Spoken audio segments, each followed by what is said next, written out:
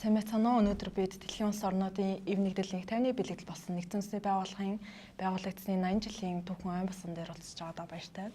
За энэхүү түүхийг тохиолдуулан Өмнөлийн ухааны их сургуулийн олон улсын харилцааны тэмцээний дэргэд Алтан гэрээ клубыг саналчлан за олон улсын харилцааны багш Тодын хамт за энэхүү нэгдсэн үндэсний байгууллагын түүхэн хөгжил болон Монгол улсын хамтын ажиллагааг сэдвийн хүрээнд ярилцахаар ирцгээсэн байна. За баярлалаа хоёроо. За юуны өмнө сайн байна уу? Минд мэдээ. За сайн. Яг өнөөдөр 2025 оны 10 сарын 24-ний өдөр нэгдсэн үндэсний байгууллага үүсгэн байгуулагдсны яг 80 дахь жилийн болж байна. За тэгвэл өнөөдөр юунаас тантай ярьж эхлэх вэ гэвэл нэгдсэн үндэсний байгууллага байгуулагдсан гол шалтгаан ер нь нэгдсэн үндэсний байгууллага нь яагаад байгуулагдсан гэдэг талаас ярьж эхлэе. За тийм. 1945 онд дэлхийн 2 дугаар дайранд дуусж байгаа. Бид нар мэднэ. Хүн төрөлхтөн 20 дугаар зууны түүхэнд 2 гашуун дайны нүрийг намссан. Эхнийх нь бол дэлхийн 1-р дайн буюу 14 оноос 18 оны хооронд үргэлжилсэн нэг тийм дайн байгаа. За дараа нь бол дэлхийн 2 дугаар дайн буюу нэг талаас холбоотнууд нөгөө талаас одоо гурван холбоо нийлж байгаад нэг юм дайсан.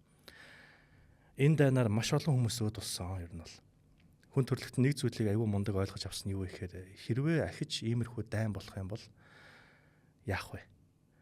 Бид нар ер нь ямар нэгэн байдлаар ахиж иймэрхүү хямрал мөргөлдөөн ийм хэцүү цаг үеийг ахиж туулах ёстой болно гэсэн үг. Ядчихад хэдэн сая еврейчүүдийг холокост хийгээд алдсан байдаг. За тэгээд дээрэс нь дэлхийн 2 дугаар дайнд хамгийн их одоо хохирол амссан үндэстнүүдийн нэг бас Орос байсан. Германчууд амьдарч байгаа тосгонд нь эрчүүдэн цэрэгт авцсан хойгуур нь орж ирээд л тэгээд тэнд тосгонд амьдарч байгаа хүмүүсийг нь устгаал. Тэгэл бүх одоо гахаа, дахиа, нохой гэл одоо идэж болох бүх юмыг нь туугаал авчдаг. Тэгэл Оросын ард түмэн бол маш хүнд гисгээл хүнд амьдралыг тийм амссан үе байсан. Энэ 6 жилийн хугацаанд бол хүн төрөлхтөн энийг бол ясандаа мартал ойлгож байгаа байхгүй. Энэ бол өстой маш болохгүй зүйл бид нар хийсэн байна. За тэгээд ядж байгаад 2 дугаар дайн маань хүн төрөлхтний түүхэнд анхны цөмийн дайн болж таарлаа. Иймэрхүү олон хүчин зүйлээс үүдэлтэй одоо маш том одоо аюул заналууд за мөн дээрэс нь тэр олон одоо сургамжууд дээр тулгуурлаж 40 үндсэндээ баг 4 оноос баг эхэлж байгаа. Ялтын хилцээрээс эхлээд нэгдсэн үндэсний байгууллага гэдэг юм механизм олон улсын харилцаа хэрэгтэй юм байна. Ер нь бол одоо философи үзэл санаа бол бүр Кантаас эхэлтэй байсан. Олон улс орны засгийн газрууд өөрсдийнхөө засгийн газрын эрх мэдэл ямар нэг олон улсын байгууллагад өхөн хэрэгтэй гэдэг ч юм уу. Иймэрхүү бодлоор ингэж явсаар байгаад энэ 1945 онд бараг 10 дугаар сард сайн нэгэн биелэлээ олж эхэлж байгаа. За яг анх бол 51 улс анх гарын үсэг зураад Польш ороо 51 үлээ энэ механизмыг олуулан байгуулсан байдаг. 1945 оны би одоо сар өдрөнд буруулж иж магадгүй 4-6 сарын хооронд бол 111 зүйл бүхий дүрм гаргаад өмнө үйл ажиллагаа явуулж исэн үндэстнүүдийн лиг гэдэг байгууллага дээр тулгуурлаж хагаад хийсэн энэ байгууллагыг. Энэ байгууллагын сонирхолтой кейсүүд нь юу гэхээр энэ нүбийг хаана нээх вэ гэдэг асуудал гарч ирж байгаа юм. За ингээд ер нь энэ нүбийг бол ер нь Лондонд хийдэ таргаал нөгөөд нь ярьж эхлэхгүй. Гэтэл Америк нэгдсэн улсын зүгээс нүбийг өөрсдөө энэ байгууллагыг санаачилчаад төв байрыг нь Америкт биш Лондонд явуулж байгаа нь яг үндсэндээ бол энэ бол айгүй болохгүй байсан л та. Учир нь хэрэг Америкийн өнцгөөс харах юм бол дэлхийн бүх засгийн газрууд төвтэй байгууллага нь Америкийн газар нутаг дээр байх нь Америкт ашигтай байсан. Тэгээд газрын асуудалтай байсан учраас яг тухайн үед эзэгэн тараад Америкийн газрын тосны магнат Рокфеллер өөрийнхөө Нью-Йорк дох Манхэттанд амар том эдлэн газраа бол үндсэндээ $2 билүүтэй нүб зарж байгаа юм. Тэгээд одоогийн Нью-Йоркийн энэ байрыг бол барьсан байдаг.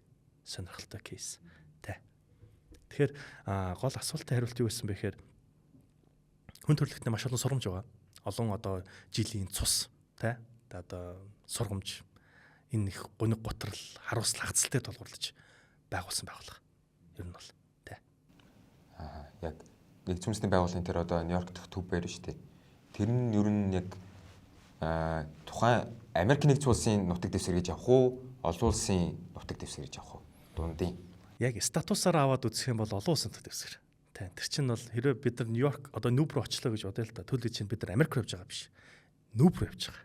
Ягаад гэх юм бол олон улсын харилцааны субъектээс нь ангилах юм бол жишээл өөр субъект бол явчихж байгаа шүү дээ. За тэгвэл нэгдсэн үндэсний байгууллагын үндсэн зорилгоодыг та хэлээд өгөөч. За нэгдсэн үндэсний байгууллагын зорилт бол ойлгомжтой байсан. Угаасаа нэг дэлхийн 2 дугаар дайнд тусаа байгуулж байгаа учраас их 50 аюул байлаас хамгаалах тухай. Эхний асуудал. Дараагийнх нь юу вэ гэхээр энэ олон хүмүүсийг буюу Holocaust хийсэн учраас хүний эрхийг зөв хангах тухай. За мөн дээрээс нь хүн төрөлхтний өмнө тулгамдж байгаа нийтлэг сорилтууд буюу урамсгалын өөрчлөлтийг хангах тухай. За тэгээд өсвөлнгийн тухай, эрүүл мэндийн асуудлын тухай. Энэ болгоныг бол анх 1999 оны уулзалтаараа хэлцчихсэн байхгүй.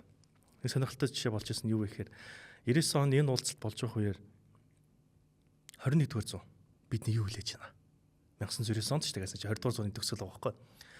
21-р зууны ер нь хүн төрөлхтний юу хүлээж байна гэж судалсан. Энэ үр дүн маш муу гарсан. Тэр протоколд нэг тэмдэглэл байдаг нь юу вэ гэхээр 21-р зуун бол хүн төрөлхтний мөхлийн 900 энэ гэж бүр тэмдэглэл гарч ирсэн. Хязгааргүй их нэмэгдэж байгаа хүн амын тоо. Энэ бүхнийг дагаад үүсэж байгаа олон одоо өсвөлнгийн асуудал, эрүүл мэндийн асуудал, хүнсний хангамжгүй байдал. За тэгээд дээрэс нь одоо маш их хүмүүс гарч ирж байгаагийн сацуу олон улс орнууд ингээд ирээдүйд яахан тодорхойгүй Америк гэдэг нэг юм том ахтай. Тэгээд цааш тэр Америк л одоо дэлхийг авч явах юм уу гэдэг айгүй олон асуулт үүсч гарч ирсэн байхгүй. Тэгээд ер нь бид нар хамтарч ажиллах хэрэгтэй юм байна. Энэ асуудлыг шийдэх хэрэгтэй юм байна гэж үзээд нөгөө бидний сайн мэдих мянганы хөгжлийн зорилт гэдэг юмыг 1999 онд батлаад 2000 оноос эхэлж байгаа. 15 жилийн хугацаатай 8 зорилт тавьсан. 15 жил боллоо 2015 онд. За манайха энэ 8-аас хэдийн хэрэгжүүлэх хүсэж байна. Аль нь ч хэрэгжих хүссэн. За бид нар буруу бүтлгүүтлээ. 2015 оны Астанагийн дэд хэмжээний уулзалтаар төл хэлдүүлээ. Энэ 8 зорилтын дээр олон нийтэд санал асуулга явж байгаад ингээд нэмээд одоо бидний сайн мэдих доктортой хөгжлийн 17 зорилт гэдэг зорилт гаргаж ирж байгаа. Энэ 17 зорилт бол нүби ерөөсөө амин зорилго. Энэ 17 дотор юу гэж байгаа? Zero hunger, өсвөлэн байхгүй. No poverty, ядуурл байхгүй. За тэгээд дээрэс нь хүс эрхтгч байдар, gender equality, women empowerment. За тэгээд дээрэс нь нөгөө peaceful буюу олон улсын их тайван аюулгүй байдал. Тэр гэсэн нэг юм 17 зорилтууд гарч ирж байгаа. Энэ бол өнөөдрийн бидний ер нь бол Монгол ч гэсэн хамаартай. Бидний сахин хамгаалах хэрэгтэй, ер нь баримтлах хэрэгтэй 17 зорилго ерөөсөө энд байгаа. Тэ. За тэгвэл дараагийн асуулт. Нүбэд нэг хоёр том одоо нэгдэл маягийн байгууллага арай биш юм байна. Хоёр төрлийн ер нь нэгдэл энэ хоёр том. Аюул хүн зөвлөл болон ерөнхий ассамблей. Тэрний ялгаа үүрэг юу гэдэг юм бол? За нүбийн аюул хүн зөвлөл ер нь бол нүб 6 бүтцийн байгууллагатай. Аюул хүн зөвлөл, ерөнхий ассамблей хоёр бол хамгийн чухал хоёр. За тэгээд араас нөгөө экосок, олон улсын шүүх, ерөнхий нарийн бичгийн дарга нарын газар асрамжийн зөвлөгөө явагддаг байна. Аюул хүн зөвлөл гэдэг бол үндсэндээ Америк одоо нэгдсэн үндэсний байгууллагын хамгийн хүчтэй буюу нөгөө улсаас өндөр эрх мэдэлтэй байгууллага гэж байдаг бол тэр аюул хүн зөвлөл байна. Олон улсын байгууллагын зарчим буюу философи нь юу гэж байдаг вэ? Гэвэл олон улсын байгууллага гэдэг бол улсанд юу өгөх ёстой? Зөвлөмж өгөх ёстой. Улс ингүүл яасан юм бэ? Танаа улс ер нь ингүүл яадаг юм бэ гэдэг янзаар хардаг бол аюул хүн зөвлөлт юм биш. Шийдвэр гарлаа, улс заавал даан биелүүл. Заавал бидний хэлснээр хий. Гэхдээ энэ нь бол нэг баахан атманууд суугаад л нөгөө хэдийгээ буулаад байгаа гэсэн үг ерөөсөө биш. Эдний хилцдэг асуудал нь юу гэх юм бол өнөөдөр яригдж байгаа сэдв нь дэлхийн их тайван аюулгүй байдал занал хийх хүчин зүйл мөн үү гэдгээ ярилцж хагаад тэрэн дээрээ хүн төрөлхтний нийтлэг эрх ашигт нийцч үнэг үү гэдэг дээр тулгуурлаж хагаад шийдвэр гаргадаг. Хэрвээ гаргаж байгаа шийдвэр нь за яг сүүлийн үед бол шүүмжлэхтэй маш гарч ирлээ. За өмнө нь магадгүй. Өмнө нь бол үнэхээр хүн төрөлхтний нийтлэг эрх ашиг хангасан тиймэрхүү шийдвэрд гарч ирсэн тохиолдол зөндөө байгаа. Тийм байгаад байдаг. За ерөнхий ассамблей бол яг бидний бол улсыг хурлахгүй ерөөсөө. Нэг улс, нэг санал гэдэг зарчмаар явна. За тэгээд дээрэс нь бүх улс орнууд бүгдээрээ 193-уулаа нэг тал нэг зааланд сууж хагаад өмнөд толгомдож байгаа асуудлуудыг ээлжилж ярилцдаг. Манай Монгол улс нэгдсэн үндэсний байгууллага ерөнхий ассамблей дээр сонирхолтой зөвлөмж оруулсан нь юу гэх юм бол жил болгоны 7 сарын 11-ний дэлхийн морины өдөр болгоё гэж оруулсан байдаг сүлд. Тэгэхээр энэ бол одоо юу хэлж байна гэхээр улсууд өөрсдийнхөө байр сууриа, өөрсдийнхөө эрх ашигаа, хүсэл эрмэлзлээ бүх нийтийн өмнө одоо хүргэдэг дуу хоолойны эндэр гэж баг ойлгож болоод байгаа юм. Ер нь бол ийм механизм хүн төрөлхтний түүхэнд ер нь байгаагүй. Дэлхийн 1-р дайнаас өмнөх үеийн олон улсын харилцааны системийг аваад үзэх юм бол олон улсын харилцаа гэдэг бол их гүрнүүдийн харилцаа юм а гэж тайлбарладаг байсан. Жижиг улс яах юм? Жижиг улс эрх ашиг яах юм? Тэдний дуу хоолой яах юм? Асуудалтай байлаа шүү дээ. Баахан том ахнаас сууж байгаа л баг дүүгээс цусын гартал зодно. Тэгээ нөгөө баг дүүгээ чи ямар байна гэдээ асуучих. Хин ч асуудаг. Нөгөө амт нь тэнийгээ зодуулаад үждэг. Ийм л байсан ер нь бол өмнөх үед.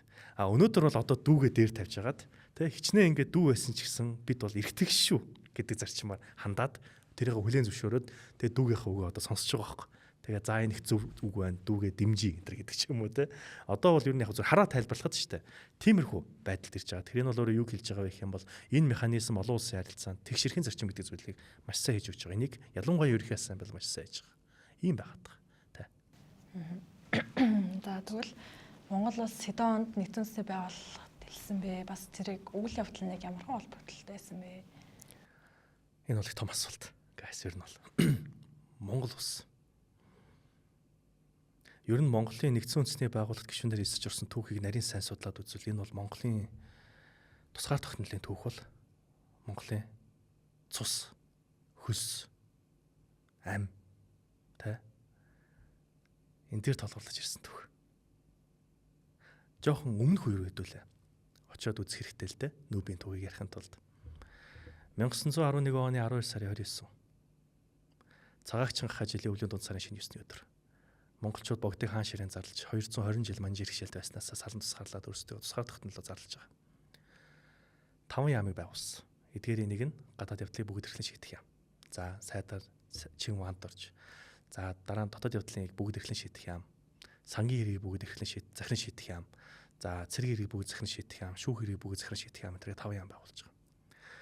Энэ 5 яамыг байгуулж байгаа гол шалтгаан юу байсан бэ гэхээр тусгаар тогтнох гол үзээд байна гэсэн үг. Тусгаар тогтносон улс байхын тулд үзээд байна гэсэн үг. 1919 онд Сүүшүүжээ Монголд орж ирээд Монгол гэдэг улс дэлхийн газрын зурагт арчигдж байгаа. Монгол гэж байхгүй. Газрын зурган дээр байхгүй. Ганцхан тэнд Republic of China буюу бүгд найрамдах хятад гэдэг нэг улс гарч ирж байгаа. Энэ Монгол арчигдсныхаа дараа ямар одоо байр суурь барьсан бэ гэхээр 1920 онд нөгөө ардын нам гэдэг юм чинь байгуулагдаад Монголыг хоёр хөршөөрөө хүлээн зөвшөөрүүлэх их ажилд үндсэндээ орж эхэлжсэн байдаг. 1921 онд Монгол Оростой дипломат харилцаа байгуулж байгаа. Хятад зөвшөөрдөг бай. Болдог. Хятад бол ерөөсөө л ярьдаг юм Монгол манаах л гэд болдог. Ингэж явсаар байгаа дэлхийн 2 дугаар та 1939 онд эхлээд Монгол талаа сонгох шаардлага гарахгүй юу тэр үед. Дэлхийн 2 дугаар дан болж штэ. Монгол хэний талд орох вэ? Мэдээч хайрлаж явж байгаа хүндэлж явдаг нөгөө Орос ахыхаа талд орсон. Зөвлөлт улсын талд. За тэгээ 60 сая төгрөгтэй дүүцэх хэмжээний их хэмжээний бараа таваар адуу мал хонь ямаа богооноор нисхий дээлмэл хийгээл явуулж байгаа зөвлөлт рүү дайн туслуулах гээд.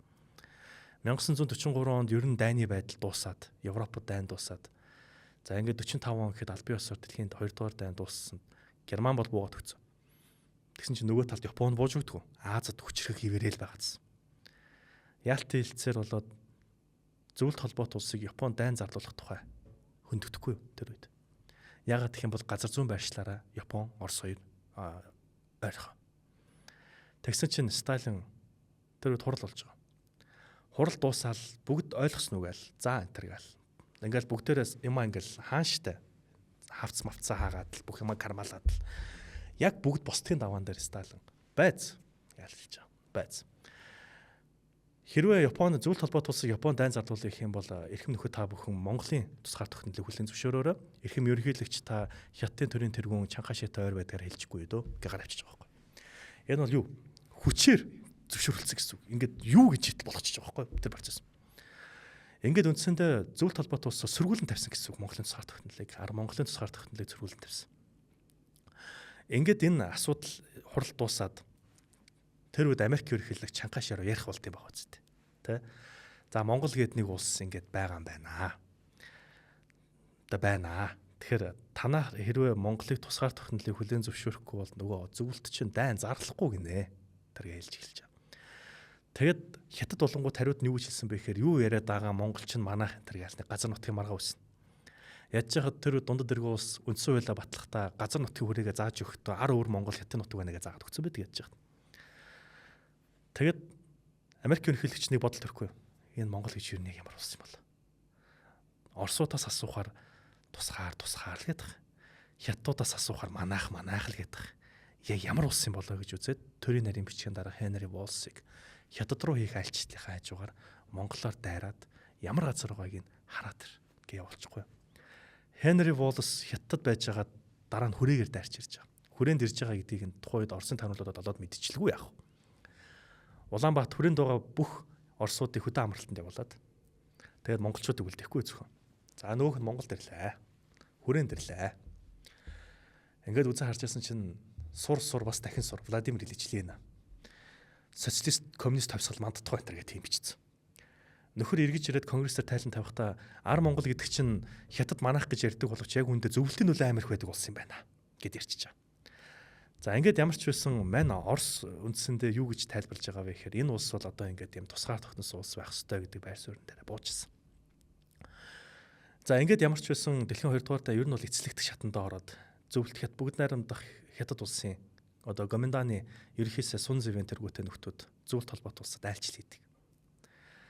Протокол дээр 8 удаа Сталинтай уулзсан, 1 удаа Молотовтой уулзж байгаа. Уулзалтын эхний өдөр хоёул амар гоё юм ярина. Хаста дайны дараа Орос хятадыг ингэж хөгжүүлнэ, ингэж туслана. Бид нар та нарт ингэж гоё юм өгнө. Гоё байгаа шин уулзч мангар гоё. Уулзалтын 2 дахь өдөр Сталин шууд хэлж байгаа хгүй. Ар Монголыг тусгаар тогтноолчих. Тэгсэн чинь юу ар Монгол тусгаар тогтнох? Ар Монголч манаас асшгүй эсэх энэ хэлж байгаа. Тэгэд Сталин сөргүүлээ нэг зүйл хэлсэн юу вэ гэхээр их хоёр их гүрэн хизээч хил залгаа байж болохгүй. Хоёр их гүрэн хил залгаа байх нь ирээдүйд хилийн мөрөлдөнд төрөгдөг. Их гүрнүүдийн хилийн мөрөлдөө алстаа дэлхийн дайныг өддөг. Тийм учраас энэ хоёрын гол нэг юм буфер байх хэрэгтэй. Энэ буфер нь тусгаар тогтносон улс байх хэрэгтэй. Заавал зөвшөөр. Хэрвээ та нар зөвшөөрөхгүй бол би Японд дайн зарлахгүй. Би Японд дайн зарлахгүй бол та нар Японыхоо хэрэгшээлдээ тэгээ сүгнэ гэсэн. Айсан Сун Зэвэн. Оройн Чанкаши руу уц цохиод нөгөө орсууд чинь Монголыг тусгаар тогтнохгүй бол биднийг хүлээж авахгүй гинэ гэж хэлчихэж байгаа байхгүй. Тэнгүү Чанкаши Сталинд юу хэлсэн бэ гэхээр нөхөр уцаар ярьж байгаад за ингээд Монголыг тусгаар тогтноох асуудлыг бид нар ярилцж байгаад болёо гэж ярьсан. Тэгсэн чинь Сталин хэцүү. Чи бас нэг Орос дуудчихдаг байхгүй. Хятадын төлөөлөгчдийг харж байхад нүдэн дээр нь 3 замын цэрэг зогсож байгаад тусгаар улсын төрийн тэргүүний яаж хүлээж авдгийг яг яруу тодор тэр нөхдүүдийг нүдэнд харуулдаг байхгүй. Энэ үед ямар бодол төрсөн бэ гэхээр Оросуудад хятадуудад энэ Орос чинь угаасаа Монголыг тусгаар улс гэдэг хүлээн зөвшөөрсөн байж тээ гэдэг тэр мэдрэмжийг өгсөн байна. Ингээд ямар ч байсан Чанкаши хэлж байгаа. За бид нар ингээд Монголыг тусгаар тогтноолчаар манай ард түмэн уралнаа. Тэгэхээр бид нар яах ёстой вэ гэхээр ер нь ингэж болох юм байна. Монгол өөрөө өөрийгөө хүлээн зөвшөөрч гинэ гэдгийг өөрөө зөвшөөрчих юм. Монгол тусгаар тогтнохыг өөрөө хүсэж байна гэдгийг баталчих юм бол тэгээ тэр протоколд бид нар зөвшөөрчих гэсэн. Ингээд 1945 оны 10 сарын 20-ны өглөөний 6-ад ер нь бол үндсэндээ бүх нийтийн санал асуулга явуулж эхэлж байгаа. Энэ 10 сарын 20-ны санал асуулгыг бид нар хэдхэн хоногийн өмнө тэмдэглэсэн. Дөнгөж сая болсон шүү дээ 10 сарын 20 гэдэг чинь. Энэ 10 сарын 20-ны санал асуулгаар Монголын нийт хүн ам оролцож байгаа. Тэр үед анх удаага баг Монгол хүн амаа тоолж байгаа байхгүй. 45 онд Монголын нийт хүн амын тоо 485 мянга. Ингээл болоо. Монголын нийт хүн амын тоо. Энэ хүн амын 98% санал асуулгад оролцсон. Хоёр нь зүгээр амжаагүй. Одоо мдээгүй байсан гэдэг ч юм уу, амжаагүй гэдэг ч юм уу. 100% саналаа өгч байгаа. 100% Монгол тусгаар тогтнохыг бид нар дэмжиж байгаа. Гар үсгээ дэмжиг нь хурууны нэгэд харж байгаа. Ингээд санал асуулга үр дүн амжилттай гараад энийг нь хувьсгал залуучуудын эвлэл чай басныг өндрөөр үнэлээд Монголын тусгаар тогтнол 50 нэмэр оруулаа гэж үзээд чай басны хөшөөг мөсийн урд тавьчихж байгаа. Одоо тэнд байгаа. Монголын үнийн сониг татгацсан тэр үнийн сонь дээр 45 оны санал асуулга үр дүн байна. 1946 оны 1 сарын 5-нд дундад дэрэг улс Монголын тусгаар тогтнолыг хүлээн зөвшөөрч 2 сарын 13-нд хоёулаа дипломат харилцаа байгуулж байгаа. Ингээд байж байтал тэнд шинэ олон улсын байгууллагдлаа гэдэг мэдээ гарч ирж байгаа. Ямар байгууллага гэсэн чинь нүүб гараад ирж байгаа. Энэ нүүбэд гишүүнээр эсэж орох ёстой юм байна гэдэг тэр санал нийцсэн. Энд нэг геополитикийн ашиг сонирхол байсан юу вэ гэхээр хэрвээ бид нар нүүб буюу дэлхийн бүх улс орныг хүлээн зөвшөөрдөг улс нэгтэд орчих юм бол эднэр биднийг тусгаар улс гэж хүлээн зөвшөөрч байгаагаас өөрцөв. Хоёр хөршөөрөө хүлээн зөвшөөрүүлсэн байгаа энэ тохиолдолд Ямааны мах халуун дээрэ гэдэг шиг одоо л орох хэвээр. Ингээд 46 оны 9 сард Цэтэнбалд ийм захиа өгөөд явуулж байгаа байхгүй. Энэ захиа нь протокол надад байдгийг уншаад үзэхээр бүгд найрамдах Монгол ард улсыг нэгдсэн үндэсний байгууллагт нэгдсэн үндэстэнд илсүүлсвэ гэж бичсэн. За ингээд энэ хурал дээр нэг сонирхолтой нэр томьёо байдаг нь ерөнхий их хурал гэдэг нэр томьёо байдаг байхгүй. Энийг юу гэж бодож байна? Ерөнхий ассамбле хэлж байгаа. General Assembly гэдэг нөгөө тухайн үед монгол хэл рүү орчуулах гээд бодож исэн байх нь шүү дээ. General гэхээр нэг юм ерөнхий ойлгож байна. Assembly гэдэг орчуулахтаар их хурлыг орчуулж байгаа. Ерөнхий их хуралд хандах нь тэгээд нэгдсэн үндэсний аюулгүйн зөвлөл ба ерөнхий их хурал нь Монгол улс бүгд найрамдах Монгол ард улсыг тусгаар тогтоолохын нэтээр гэсэн бичсэн байсан. Яг энэ хуралд ингээд очиод уулзч ирсэн. Ер нь бол нэг сонирхолтой факт байдаг нь юу гэх юм бол Цэтэнбал хар баг залуугаасаа чинь Цэтэнбалаар удирдуулаа явуулж байгаа хэдэн нөхдийг. Хар баг залуугаасаа юу гэж ойлгосон бэ гэх юм бол Монголд коммунизм буюу эв хамт социализм буюу нийгэм журам байгуулах гэдэг үзчихсэн. Баруунтны капиталистууд сөнжөөгөө өстой будаа болж байгаа. Баруунтанд очиод хэрэг байна уу? Муу сайн сөнжөөгөө нийгэм мэтэр гэж бодчихсон. Яваад очисон чинь мангар өндөр барилгууд. Бүгдээрээ ингээд Ford ундаг. Тэгэл ард түмэн бүгдээрээ Dior, Dolce & Gabbana ингээд брэнд өмсдөг. Тим нийгмийг Цэдэн балнуудаар харж байгаа байхгүй. Юу сөнжөөгөө нийгэм. Чи баг шокнд орж байгаа. Тэгээд мань хашир тухайн үед нэгдсэн үндэсний байгууллага аюулгүй зөвлөлийн оролтод 10 сард нүүбэд эхэлж байгаа. 8 улс санал оруулж байгаа. За энэ 8 улсыг дэмжих үү гэж хуралдаа эхэлж байгаа. Тэгсэн чинь Америкийн талын төлөөлөгч босч ирээд энэ 8 улсыг бүгдээрингийг нэгдсэн журмаар шууд оруулчих. Universalism гэдэг дэглэмээр оруулъя. Тэгсэн чинь нөгөө талд зөвлөлтийн төлөөлөгч босч ирсэн ийм юм гэж юу байх вэ тэр гэл. Яагаад гэх юм бол өнөөдөр бид нар улс орнуудыг нэг бүрчлэн тэ нөгөө 50 дахь шаардлага хангаж ийн үгүй юу гэж үдсний үндсэн дээрээс оруулнаа тэр гэл гэсэн. Ингээд Монгол орч чадаагүй. Бараг зөвлөлтөөс болж орч чадаагүй тэр үед. Цэдэн бол нутаг буцсныхаа дараа Монголыг нүүбэд эсвүүлж оруулаагүй шалтгаан гэдэг нэг юм илтгэл тавьж байгаа. Тэрэн дээр Америкийн үхтэл болсон. Муулаа л байсан. Стамус Америкчууд монголчуудыг дэмжээгүй манай хайртай Орос ах бид нар хичнээн энэ гэдэг. Яг үзэл суртал байсан л да альтж. Ингээд түүхийн баримтууд дээр Монгол магадгүй 5 удаа гэж зарим түүхийн баримтаар нүүбэд нийт үргэлжлэх гэсэн гэж ярьдаг. Заримдаа 8 удаа гэж ярьдаг. Янз бүрээр байгаа. Гэхдээ нөгөө түүхийн баримтууд дээр өөр бичсэн байгаа учраас энэ болохоор ард түмний дунд айгүй их төрөл үүсгэх яг хэд юм бол гэж айгүй бодол үүсгдэг. Ингээд байж байтал нэг өдөр монголчууд нүүбэд 47 онд 9 хүртэл ахиа өгч байгаа. 48 онд өнө 49 онд гэж би санаж байна. 48 он байх хэвээр. Яг тэр үед Монголд байтаг богдыг хэрүүл эхэлчихгүй. Баруун хилийн бодлоо. Хятадын талаас 300 цэрэг одоогийн байтаг богдоор буюу их уулын хаваар ороод ирж байгаа. Тэгээд тэр үед Монгол Оросын хамтарсан дивиз тэр байтаг богдын зогсоож байгаа ш бид нар тэр түүхийг мэднэ. Тэгшээ, хаян хэрваа, гяван энтрийн байлдаан болж байгаа. Бүр Хятадын гүн рүү 200 км хүртэл онгоцоор нисэж байгаа бөмбөгтэй хайцсан байсан. 48 онд Монгол нүүбэд ирсэж орох гээд ирж хахад Хятадын талын төлөөлөгч босч ирсэн ээ. Эднэр манай нут рүү дайрсан. Болоо явчихгүй. Юу манай нут руу дайрсан. Үгүй та нар ч манайх руу дайраа үзтээ гэсэн чинь Хятадын төлөөлөгч тийм байхгүй. Монголч бүгд найрамдах Монгол ард улсыг нүүбэд илсүүлэх болоогүй. Энэ улс тийм чадваргүй энэ гэдэг бүр шүмлээд эхэлж байгаа. Протокол байдаг. Юу болж байна ч одоо яаж яана гэж үзсэн. Тэгсэн чинь нөгөө 300 цэрэг нь орж ирсэн. Тэгээ тэрийг хятадууд өөрсдөө улс орнуудад бусад орнуудад тайлбарлахдаа аюулын зөв тайлбарлахдаа амар өөрийнх нь зөв юм шиг тайлбарлаа тэрийг итгүүлж чадсан байсан байхгүй. Тэгээ бид нар тэрэн дээр ямар ч хариу үйлдэл хийж чадаагүй. Зөвлөлтөж дэмжиж чадаагүй. Тэгээ бүтлгүйтсэн. Тэгээ үндсэндээ Монголыг нүүбэд эсвэлэх хожил дахиад Монгол унжиж байгаа. Чадаагүй. 10 хэдүүлээ очсон Монгол ганцаар үлдсэн. Нөгөөд нэлсэд орчиж байгаа. Ингээд үжитл 1950 он Солонгосын даа эхэлжлээ. Солонгосын даа эхлэл бүгд нийлж байгаад л муу Оросуудтай сүнтхвэ болоод яваад эхэлэхгүй. Ингээд байжсэн чинь нөгөө Оросын талын төлөөлөгч нүүбийг хояад ягаад тэгэхээр нүүб дээр байхаар зөвлөлт рүү дайраад байсан учраас ер нь надад нүүб хэрэггүй юм байна гэд зөвлөлтүүд нүүбийг хайдсан байсан чинь Солонгосын дайн болоод нөгөө ямар асуудал тавьсан бэ гэхээр Солонгосын дайнд Америкчууд генерал Макартураар удирдуулаад нүүбийн цэрэг гаргаж Солонгосын хойг руу явуулсан байсан.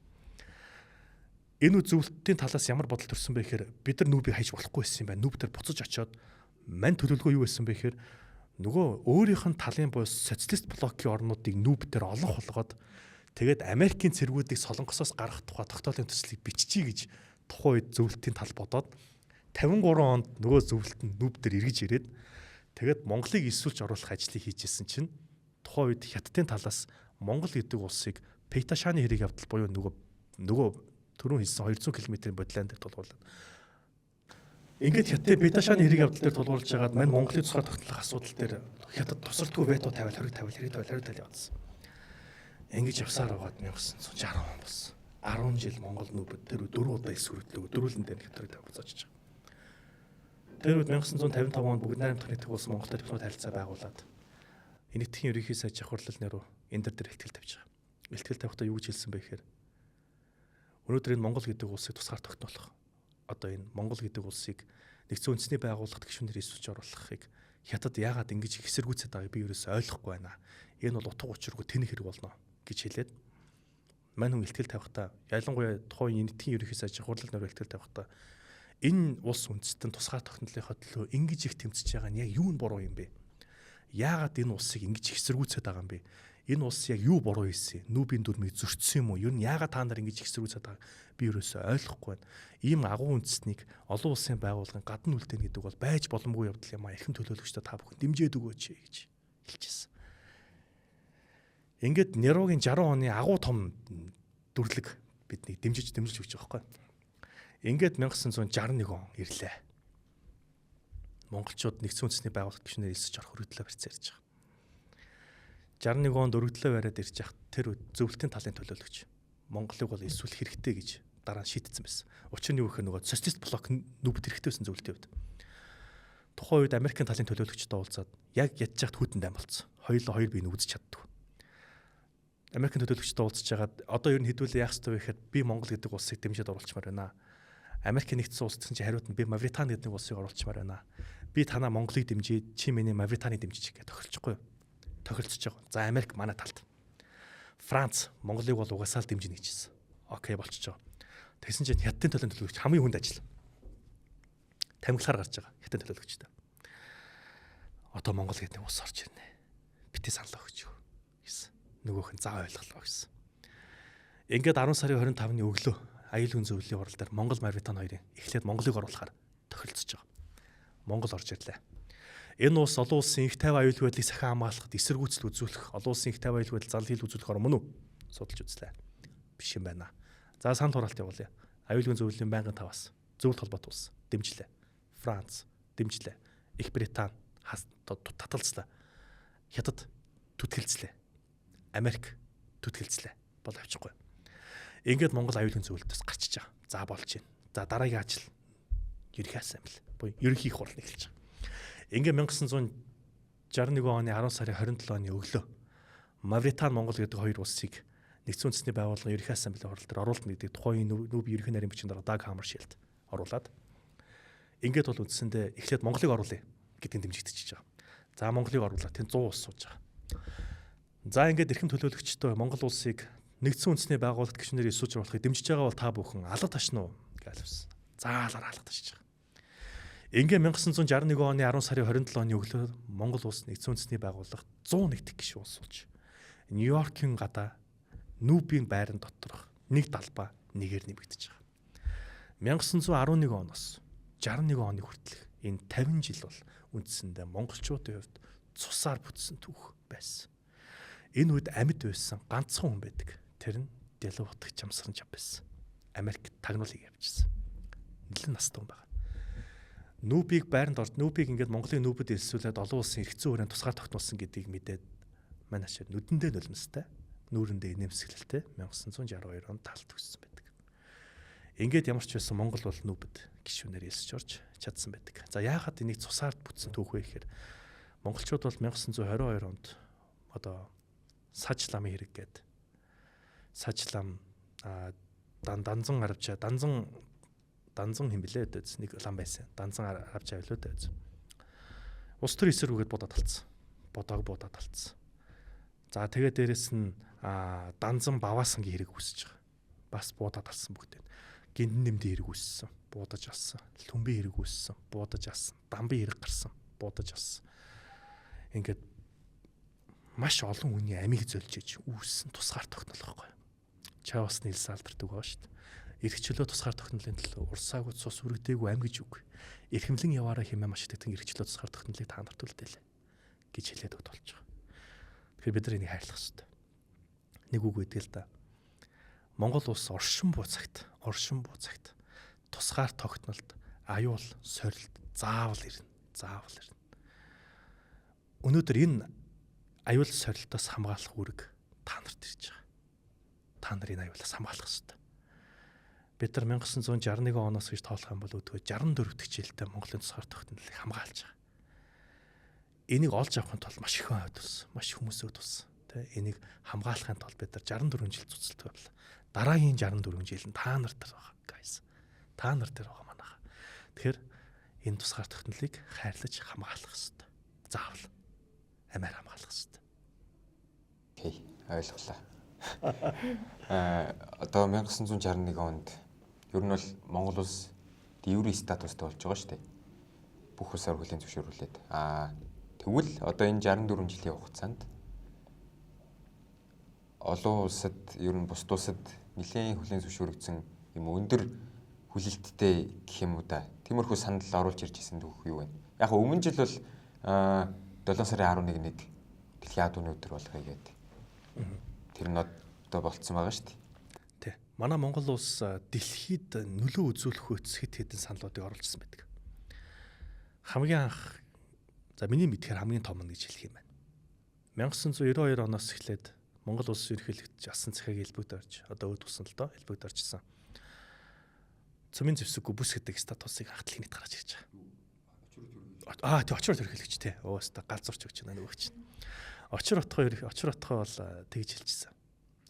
Тэгэд очир от ерөнхийлөгч тухайн үед цөмийн зэвсэггүй бүс гэдэг зүйлийг ах олон улсад гаргаж ирээд энийг маш олон улс орон бас нутагшуулсан байхгүй. Тэгээд манай энэ статусыг сонирхол доо бүс гэдэг бол үндсэндээ олон улсын эрх зүйгээр бол 2 болон түүнээс дээш улс байдаг дэлхийн газар зүй аль нэг хэсгийг бүс гинэ. Манай тийм бүс вэ нүү юу харахад 2 болон түүнээс дээш улс цөмийн зэвсэггүй байх хэрэгтэй гэхээр Орос хятад хоёрын аль нь ч татах боломжгүй болоод байгаа шинээр чи ойлоо цөмийн статус. Тэнгүүд манайх статус өөрчлөхгүй. Цөмийн зэвсгээс ангид статус гэдэг ямиг Монгол гаргаж ирж байгаа.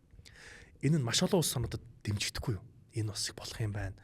Ер нь бид нар дэлхийн их тайван аюулгүй байдлыг сахин хамгаалах хамгийн ихний гол их зүйлийн нэг бол зэвсэггүй зүйлд байх ёстой юм байна гэдгийг одоо хүйтэн дайны үед аягүй ойлгосон. Ялангуяа 1970-аад оны саалт 1-2. За тэгээд дээрээс нэгдсэн үндэсний байгууллагын дэргэд байх цөмийн зэвсгийг үйл дэлгэрүүлэх тухай гэрээ. Цөмийн зэвсгийн туршилтыг бүх талаар хаалх хөрөл устгах тухай гэрээ энэ төр гээд амар олон зүйлийг ингээд эргэцүү батлаал яваад байдаг. Гэтэл нөгөө талд улсууд нь хураал цөмсөд болоод байдаг. Одоо жишээлбэл Солонгос улыг тийм байлаас тойд Солонгос бол цөмийн инженерүүдийг бэлтгэнэ гэж цөмийн станцтай болно гэж хэлчихэд цөмийн технологиг авсныхаа дараа зэвсгийг хайсан.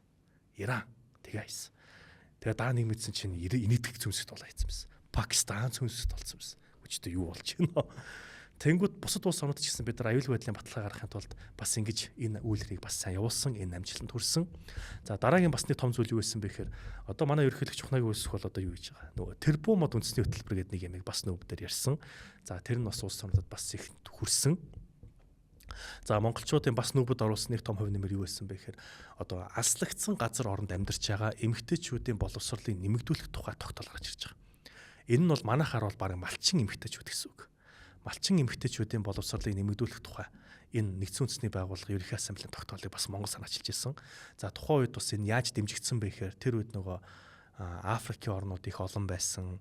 За Латин Америкийн орнууд их олон байсан. Тэнд эмэгтэйчүүд боловсрол эзэмшихэд хүндрэлтэй байсан. Тэдгээр дээр бас тусламж үзүүлж болох юм байна гэж үзээд тэдгээр орнууд бас сайн дэмжсэн. За одоо энэ төсөл нь одоо болтол Монголд хэрэгжиж идэг. Малчин эмэгтэйчүүдэд боловсрол олгох тухай ингээ сайн явдаг. За малчид гэж үзэхээр яагаад гэдэг вэ гэхээр нөгөө багасаа морь мал ингээ хөөгөө явахаар ямар нэгэн байдлаар бичиг үсэг сурах нь хоцрогддог юм байна л да. Тэгээд энийг нь одоо нөхөц зорилгоор бид нар ингэж явж ирсэн. За мөн дээрээс нөгөө төрөнд дурдсан дэлхийн адууны өдрийг бас ингээ хэрэгжүүлж ирсэн. Гээд аваад үзэх юм бол Монгол бол ер нь нүүбэд маш идэвхтэй оролцогч. Тэ одоо ч тэр ивэр явж байгаа. За Монголын залуус нүүбийн сайн дурын үйл ажиллагаа тэгтээ оролцож исэн жишээнүүд үү? Монгол залуучууд.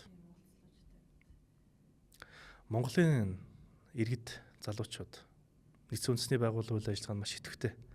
Ам бие дайчлан оролцсон кейс гэх юм бол нөгөө их хэсгүүлэх ажиллагаа байна. Энэ бол заавал яригдах ёстой зүйл. Заавал яригдах ёстой. Энэ бас Монголд их олон үр шим өгсөн л дөө нэг талаараа. Гэхдээ энэ бид нар амар мундаг байлдаад л нөгөө хэд нь бидний байлдах арга тактикийг магтсандаа биш. Өөр замаар гэсэн үг.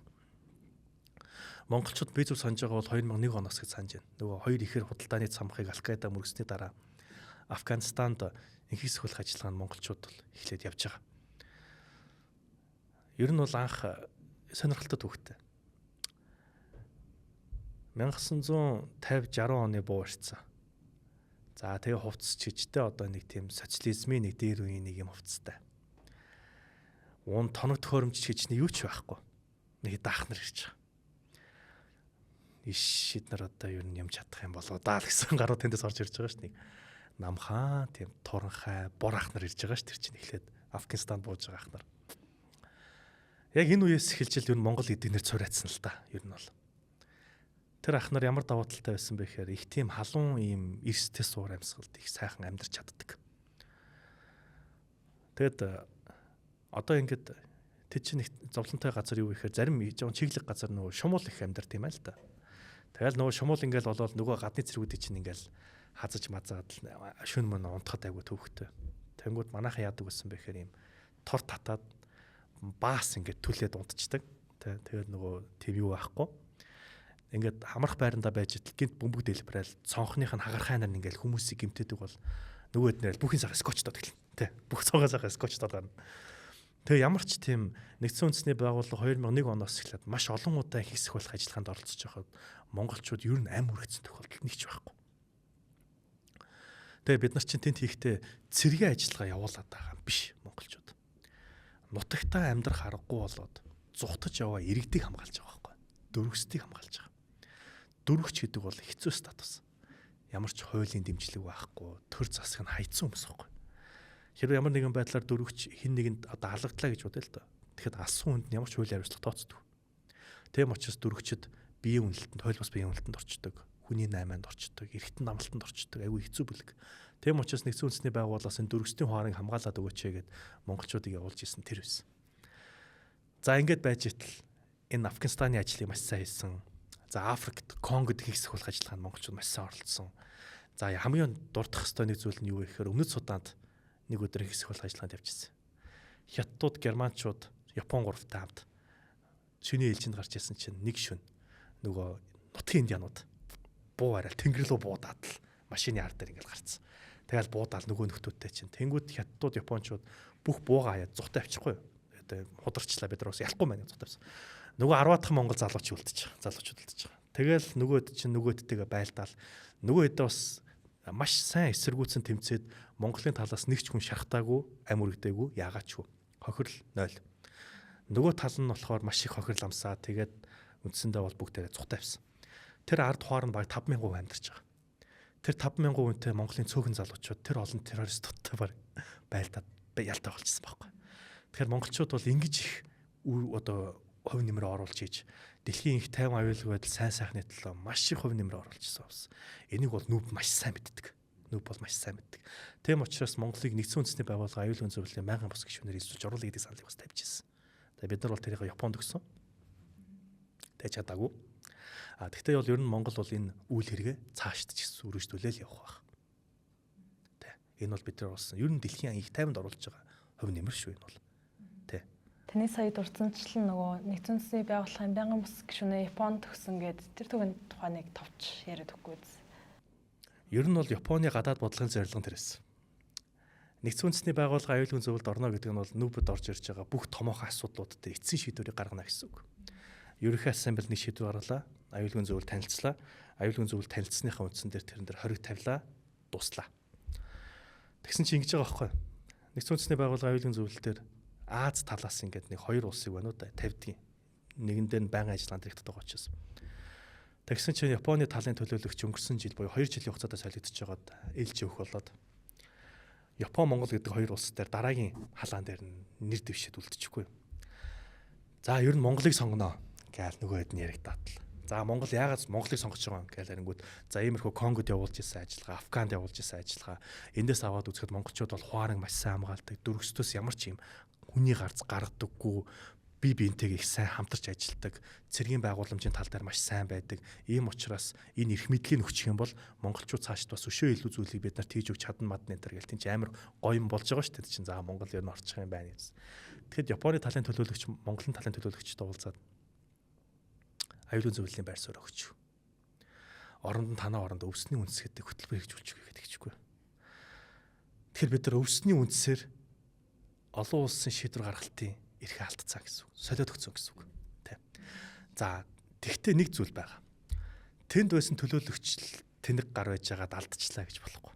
Тэр төлөөлөгч чинь засгийн газраас эхлээ асуусан шүү дээ. Би яах вэ гэд. Нөгөөд нь өгчөөл гэсэн байна. Манайх тэр үед өгтөө тухайд ингэж утсан байна. За, Япон Монголын найрамдалд харилцаа. Бас нэг талаараа. За, тэгээ дээрэс нь бас одоо бас Япон туслая гэж яхад нас одоо үгүйгээ яах вэ энэ төр тэр үед гэж бодсон юм шиг байна. Тэг ямар ч байсан бай тэр өвсний үндэс гэдэг нэг ямар өгсөн. Одоо тэр өвсний үндэс нь хэрэгждэг юм шиг байлээ. Тэгээд бас нэгэд үзэхгүй дөө бас. Асуулт. За. Одоо аюулгүй зөвлөлт нэг хитэн том орн байна. Тэдний ер нь эцсийн шийдвэрийг гаргадаг гэж байна шүү дээ. Тэгвэл ер нь нүүбэд улс байгаад ер нь хэрэг байна уу? Тэдний шийдвэр гаргадаг юм бол эдгээр нь ер нь илүү даам гараад идэв юм шүү л гэжсэн нэг тийм юм асуух гэдэг юм л та. За бас тэгж харж болно нэр нэг талаас. Тэнд нэг 5 нөхөр сууж байгаа л бүх шийдвэр дээр нөлөөд үзүүлээд л хүсдээр хориг тавиад л. Тэгэхээр одоо бид нар тэнд оролдоод ер нь ямар хэрэг байна. Тэ. Яагаад энэ механизм байдаг вэ гэхээр дэлхийн 1-р дайны дараа байгуулагдсан аюулгүй одоо үндэснүүдийн холбоон дээр яагаад задраад 2-р дайныг эхлүүлч вэ гэдэг нэг асуулт гарч ирнэ дээ. Тэд чинь уул нэм аюул яг өнөөдрийн нүүбтэй адилхан нэг юм аюулгүй зөвлөгөөд нэг юм байгууллага байсан. Бас ерөнхий ассамбле гэдэг нэг байгууллага байсан. Одоогийн нүүбий чи яг өмнөх хөлбөр байсан шүү дээ. Яагаад задарч вэ? Асуудал нь юунд байсан бэ гэхээр үндсэндээ их гүрнүүдэд тэр давуу талыг өгөөг хүслээрээ байх. Үеийн үед байсан энэ зарчим үндэснүүдийн холбоотой хэрэгжих байхгүй. Тэгш ирэх, тэгш бай, тэгшхэн бай гэдэг зарчим хит ярьснаас болоод нөгөө мундаг их гүрнүүд чинь би тэгвэл энэ байгууллагад байх надад ямар ч ашиггүй юм шүү дээ. Тэгвэл би энэ байгууллагаар юугаа ийд гэ гар авчихгүй нөгөөд нь. Тэгээд гараад хоорондоо байлт авцсан. Тэ 2 дугаартай эхэлсэн. Тийм учраас энэ үндэснүүдийн холбоон дээр анзаарсан сул талыг ойлгоод энэ удаадаа нүүбийг байгуулахдаа энэ их гүрнүүдэд нэг давуу тал олгоё. Тэр нь вето буюу хоригтой байх. Энд нь P5 буюу 5 улс дээрх үг. Дайнилсан 5 улс. Америк, Орос, Хятад, Франц, Их Британи. Тэгээ өнөөдөр энэ 5 ямар байр суурьтай байх хэрэгтэй болж байна гэхээр тэр хэдүүлээ яг энэ 5 бол энэ 5 л ингээд дэлхийг шийдээд байгаа нэг талаараа үнэн боловч нөгөө талаараа нэг улс хит их ингээд өөрийнхөө ашиг сонирхлоо ингээд гаргаад ирэхээр нөгөө 4 нь бас тэрийг тодорхой хэмжээгээр хазаарлдаг юм байна л да. Тэгэхээр чи энд бас дотроо яг нэг юм хүчний тэнцвэрийн зарчим бас ард нь ажиллаад байна гэсэн үг. Нэг талаараа аваад үзэхээр. Тэгэхээр энэ 5-тай ер нь бол яадаг вэ гэхээр ер нь бол ямар ч жижиг улсын дунд үүрний бодлого бол энэ 5-ыг л ер нь лоббид гэсэн үг байна шүү дээ. За би нэг ийм санал оруулж ирж байгаа дэмжихүү энэ төр гэж хэлнэ. Энэ 5 ямар үед амар сайн санал нийлдэг вэ гэх юм бол уур амьсгалын өөрчлөлт үед их сайн санал нийлнэ. Дэмжинэ. За Монголын адууны өдөрт их сайхан санал нийлнэ. Дэмжинэ. Мод тариг ивэл их дуртай санал нийлнэ. Гараа өргөөл дэмжээд байна. Ерөөсөө иймэрхүү юмнуудыг бол хит их тийм геополитикийн мөргөлдөөн нэг их гүрний үндэсний эрх ашигын асуудал, дайн байлдааны асуудал дээр одоо нэг жоохон юм байгаад байгаа боловч ер нь бол энэ эрхтэй механизм. Одоо хүмүүс асуудаг. Орос Украинтай 22 онд эхэлсэн. Одоо 2025. 3 жил дайтлаа. Энэ нүүб чи юу хийж байгаа? Гү нүүб ер нь ажил хэрэг байгаа юм чинь. Чадахгүй байгаа юм шүү. Тэр ялж хүмжлээд байгаа шүү дээ. Гэтэл нүүб байхгүй байсан бол юу болох байсан бэ гэдгийг өнөөдөр газ харуулна. Манайха газ харуулна. Газ Палестин бол нүүбийн гишүүн биш. Нүүбийн гишүүн биш газар. Олон улсын эрх зүйн хүрээ тэнд байхгүй байгаа газар. Дайны яаж хийдэг гэдгийг тэнд Израиль харуулж шин. Маш сайхан тал газар ингээд гой ногоон байрлал байгууламжтай өндөр барилгатай соёлын нэшилтэй ийм сайхан газар байсан чинь Израиль дай хийгээл тэр газар бол одоо чиг тамийн тоогоо болсон. Хүн амьдрах хэцүү болгосон. Тэгэхээр иймэрхүү одоо асуудлуудыг ингээд нүүб үндсэндээ нэг ард нь зохицуул явж байгаа байхгүй. Дайн хийхдээ ядаж шудрах нэгд. Ёс зүйтэй дайт. Энийг хийж байгаа шүү дээ. Энийг ярих их сонио. Ёс зүйтэй дайт гэж юу вэ гэж бодож магадгүй. Дайн хэцүү гэж нэг юм байгаа. Тэрэн дээр юу гэж байдаг вэ юм бол аливаа ямар нэгэн байдлаар хоёр улс хоорондоо дайн хийж байгаа бол цэцэрлэг рүү дайхгүй байх, бөмбөгдөхгүй байх, сургуулийг бөмбөгдөхгүй байх, эмнэлгийг бөмбөгдөхгүй байх, бие биенийхээ соёлын төв буюу музейг бөмбөгдөхгүй байх, 3 дахь орны төвөд элчин сайдын яамдууд руу дайрахгүй байх. Одоо олон улсын тусламжийн байгууллагуудын нэстэг тэрэг хүмүүс машиныг нь барьцаалахгүй байх. Одоо эзлэхгүй байх гэд заасан байдаг байхгүй. Энийг ингээд бүр дайныг яаж хийхийг хүртэл хуульчилсан. Тэгээд одоо бол яг Орос Украины дайн бол яг эрхцүүдэд баригдсан даа гэдэг байгаа байхгүй. Тэ нэг суурин газар руу орж ирэл учир зүггүй ингээд бөмбөг ингээд нураагаад байхгүй гэтэл Израиль яла. Израиль бол Газ дээр бол өстө өдөр шөнөгүй бөмбөг хайчихсан шин. Тэгэхээр өнөөдөр нүүб гэдэг механизм байгаа учраас энэ дайн бол яг дэлхийн нийтийг хамарсан том донслогсон зүйл биш. Тэнд нэг Донецк, Луганск гэдэг газар болж байгаа юм зэвсэгт мөргөлдөөнөр л бариад байгаа байхгүй. Тэгэхээр нүүб энэ механизмыг хийж чадаад байгаа. Тэгэхээр энэ бол байх ёстой. Бас ажиллаж байна гэсэн үг. Нэг талаар. Та сүүлийн асуулт за 1980 жилийн үед тохиолдуулан та Монгол залуус оюутнууд тэр тусмаа юу гэж хэлмээр байна? Хандж хэлэх үг байна уу танд? За. Бид нар 1945 он нэгдсэн үндэсний байгууллагатай анх танилцаад өдгөө 80 жил боллоо. Монгол өөрөө нүүбийн гишүүн болоод өдгөө 64 жил боллоо. Монгол ер нь ягаад нүүбэд гишүүн болсон? Энэ бол цусгаадах хөтөлбөрийн асуудал байсан. Энэ бол юусан ахнаас цусгаадах хөтөлбөрийн асуудал байсан. За яг хөө тэр тусламж дэмжлэг гэдэг зүйл бас байгаа л да ялтч хүний байдлаараа. Тэгэхээр нөгөө төрүүлсэн бид нар тусгаар тогтнолыг хайрлан хамгаалахын тулд ер нь олон улсын байгууллагт гишүүнээр эсэж ордог энэ бас нэг талаар үнэ.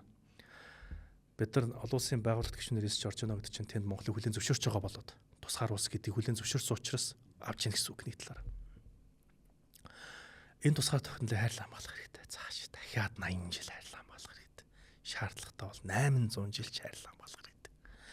Хайрлан хамгаална гэдгийг бид нар дайнд яваад л буу үрээд байлдана гэсэн үг биш.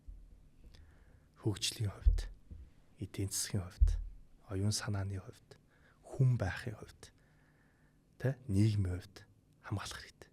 Энийг залуучууд хийж чадна. Одоо өнөөдөр 80 гарсан өвөөгийн суулгаж байгаа та улсаа хөгжүүлээч гэж хэлэх утгагүй шүү дээ. Нэг залуучууд юм. Улсыг яаж гоё болгох вэ? Яаж сайжруулах вэ? Монгол улс өнөөдөр ийм байна. Ирээдүйд ийм болно гэсэн энэ зорилго чиглэлийг өнөөдөр залуучууд л юм. Тэгэхээр бид нар энийг ойлгох хэрэгтэй л та ухамсарлах хэрэгтэй. Яг одоо өнөөдөр залуучуудын дунд бас их орондоо үл идэх хандлага байна. Монгол улс үндсэн уран Монголд юугаа эдийн зайлуу энэ төр гэж ярьдаг. Гэхдээ нөгөө талаас бол өнөөдөр дэлхийд дээр тусгаар тогтносон тогтноогүй улс үндэстнүүдийг аваад үзэлгүйгээр зөвхөн тусгаар тогтноогүй үндэстнүүдийг аваад үзэх юм бол багцаагаар 200 гаруй үндэстэн байдаг. Энэ 200 гаруй үндэстнүүдийн өдөр шөнийн мөрөөдөл нь тусгаар тогтнох. Өөрийн гэсэн гэртэй байх, газар нутагтай байх, өөрсдийн гэсэн эрх чөлөөтэй байх. Эннийхээ төлөө 50000 жил тэмцэж байгаа үндэстэн ч байна. Зөвхөн эрх чөлөөнийхөө төлөө. Тэгэхээр энэ 200 гаруй улс үндэстнүүдээс ялгаатай тусгаар тогтнол олж аваад хуулиар баталгаажуулаад олон улсын эрх зүй төлөөлөн зөвшөөрөгдөөд өөрсдийнхөө төлөө тэмцэж яваа жижиг орны хувьд та залуучуудын баримтлах ёстой дэг чухал үүрэг бол энийг хайрлах ёстой guys. Хамгаалах ёстой. Энийг зөвхөн та нарч чадна. Хэлээд байгаа шүү. Зөвхөн та нарч чадна. Наятай өвөө биш. За би бол өөрийгөө энэ удаа хасчмаар байна. Зөвхөн энэ удаа хасъя. Энийг зөвхөн та нарч чадна. Тэгэхээр энийг зөвхөн та нарч чадах учраас эх орныхоо төлөө хичээх хэрэгтэй бид нар. Эх орондоо хайрлах хэрэгтэй. Тийм байна. За баярлалаа. Өнөөдрийн дугаарт хүрэлцэн ирж за нөбийн түүхэн үйл явц хөгжил болон Монгол улстай хамтын ажиллагааны тухай ярилцсан тод агштай баярлалаа. За баярлалаа. Бас урилга ирүүлсэнд бас баярлалаа. За